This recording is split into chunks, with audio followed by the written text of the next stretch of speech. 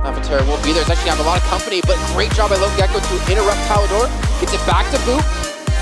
Boop back to slowing things down. Just goes for the long shot. Goes for the mail shot, and he gets the three-pointer for 43 meters. Blast! So probably the most common question for beginners in this game is, how do I shoot the disc? How do I make it go straight? How do I make it go fast? And there's tons of ways of throwing the disc.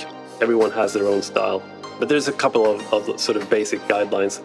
And the first one is probably to not think of it, even though it looks like a frisbee, don't throw it like a frisbee, like this. Sort of don't have your palm inwards and sort of flip it out like that. Do the exact opposite. And a good way to think of throwing is not necessarily as throwing a ball, but kind of like throwing a stone on water. I don't know if you've ever done this, but when you have a flat stone and you try to sort of skip it and make it bounce on the water surface, that includes not so much arm force, but more of a sort of a flick in the end.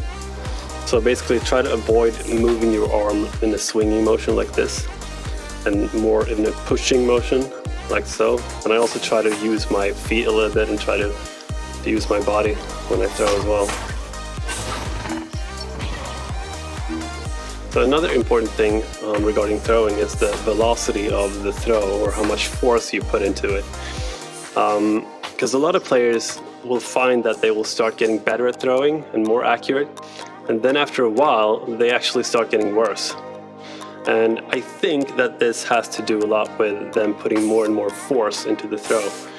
And this can vary a little bit depending on what headset you have. Like the older CV1 headset that I have, it uses a completely different tracking system compared to the Quest and the Rift S. So this might vary a little bit, but I find that at least on the CV1, the more force you put into it, the more difficult it becomes for it to go straight forward. So that's pretty straight. Now I'm going to do the same thing, but I'm going to put a lot of force into the throw. The tracking system can't keep up with my arcing motion, whereas if I'm just pushing it, it's not as bad.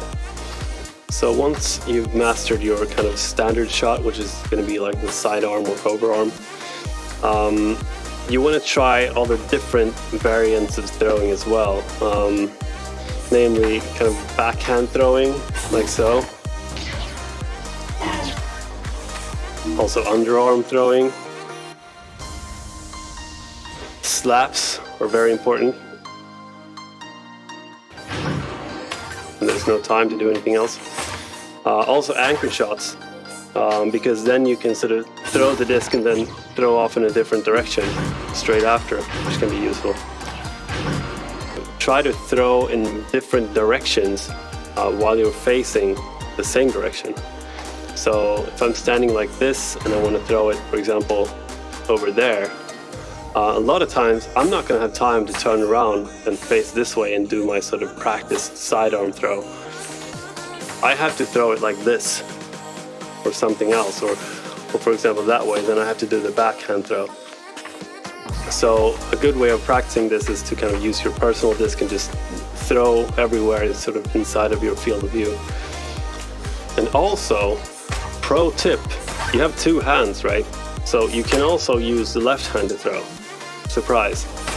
A lot of people never do this. Like there's top level players that can hit the far side of a barn with their non-dominant hand, right? And this is a problem because once again, there's going to be situations where you grab the disc with your left hand and you don't have any time to switch hands. You're going to get it stolen instantly. So just a little bit of practice with your left hand can actually do wonders. Also practice throwing, moving in different directions. So your preferred direction of movement is always going to be forward, because that's going to give you more speed for the shot. But there's going to be a lot of situations where you're actually moving sideways, and having to counter for the momentum can be quite tricky, so practice that. Also, sometimes you're going to be chased by opponents and have to throw fadeaways where you're moving backwards, which can be kind of tricky. The speed of those shots are always obviously going to be a lot lower. And there's also the situations where you got to react really quickly, right? You just grab the disc instantly and just chuck it in. Similar to bouncing your head on objects, you can obviously also bounce the disc on objects. And the backboard here is designed for that purpose specifically.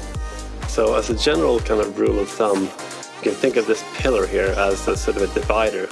So when you're coming in outside of the pillar, you want to be trying to aiming at this kind of pyramid shaped thing here, right? Makes it going. And whenever you're inside of the pillar, so from here to here, you want to aim at this kind of black thing right here. So one tricky spot with the backboard is around here, because you can't really, you're sort of outside the pillar-ish territory, but you can't hit the pyramid in the middle because the edge is here. So that's gonna send it flying strangely, right? So this is just a difficult place to throw from in general. When you're at the bottom, it's the same thing. You simply aim for the black diamond, make it bounce. You can actually make backboard shots from really far out. They might change this in the future because a lot of people are complaining about it. But like, you can try to hit the goal from here, for example, and then you miss the goal, but you hit the black triangle at the side, and then you're just gonna get the disc coming into the goal from the back. But it wasn't your intention, so it was kind of like you just got lucky, basically. Also, there are a couple of sort of more known bounce locations further out. You hit this wall, for example. You also have a ceiling bounce. Can be useful if there's like a single player between you and the goal. You can also use a trench in a similar way, like so. Falling apart. Little juke right there to at least send this back over to his teammate. Palador has an opportunity to pass towards either one. He might go directly for the goal, and he's going to try to shoot right inside. No! Another block from Appenter. Up to the cross, and middleman, stop it! Appenter being tested here. He's waiting. Moving in, scooping it around, gosh, and this time Appenter finally taking down Lemming, maybe for the first time in his entire season. So one thing to consider when you're starting out as a goalkeeper is where to anchor down around the goal area. I suppose the most common place is this cube. You can also let go of this cube and use both your hands to try to sort of intercept incoming discs. Another thing you can try is the rim of the goal, and this has one benefit that you can move around on it a little bit easier. So, for example, if you have an opponent trying to punch you, you can sort of escape that person. Another thing, as goalkeeping in the beginning, is mostly about reactions. And when you're situated here, your head is further away from any incoming discs than if you're here. And that makes a big difference because there's a limited field of view inside your headset. So when you're back here, you can actually see more, and you can see things happening earlier. You can react to them easier than if you're here. It's already right in front of your face. Now this very thing can work against you when people start shooting the disc on the backboard, because then you actually have less space between you and the backboard and less time to react. Whereas if you're holding here, your field of view of the backboard is bigger and you have longer time to react to what's happening, right? So one thing I often see with new goalkeepers is that they're so committed to protecting the goal that they'll simply glue themselves to the goal for the entirety of the round. Oftentimes they're afraid that if they turn their attention away from the goal and the opponents score in that situation, then they're going to get blamed for that by their teammates. So think about that if you're not a goalkeeper as well. And don't blame the goalkeeper for leaving it, like it's part of the game. Because one thing that sets Echo Arena apart from most other sports is that you have a huge playing field, but few players in each team, and you have the ability to boost around quickly, right?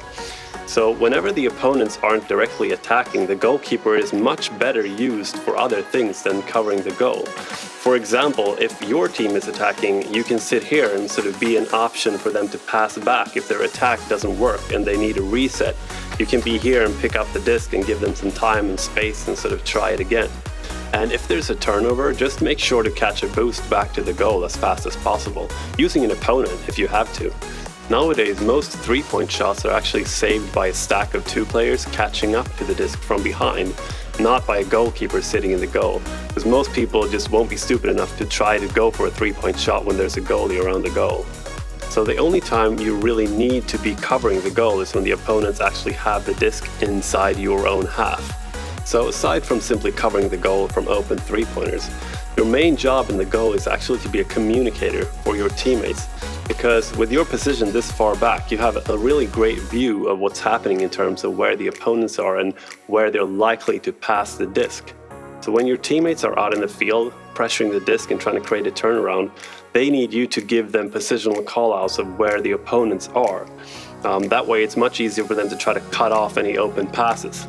You're only really going to be hands-on once the play comes in real close and you think you spotted that last pass, and then you can dive out to try to break it. Because the opponents are going to try their best to throw you off, basically make you think that you spotted the finishing move and make you commit to that, while they actually have one extra guy that they can pass to and they can just put it in easily.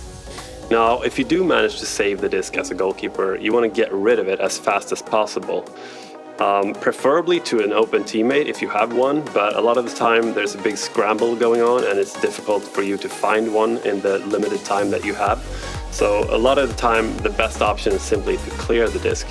And if you do clear it, watch out for clearing it straight into the tunnels. Might seem like the obvious choice, but a lot of the times it's going to be opponents hiding behind these station blocks. And they can just kind of sail out and grab it in midair, and then they're back to business again. Now, one way of getting around that is by clearing it on the wall instead. That way, if there's a player hiding on the block, they won't reach it.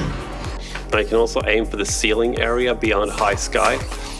They won't be able to reach it there either.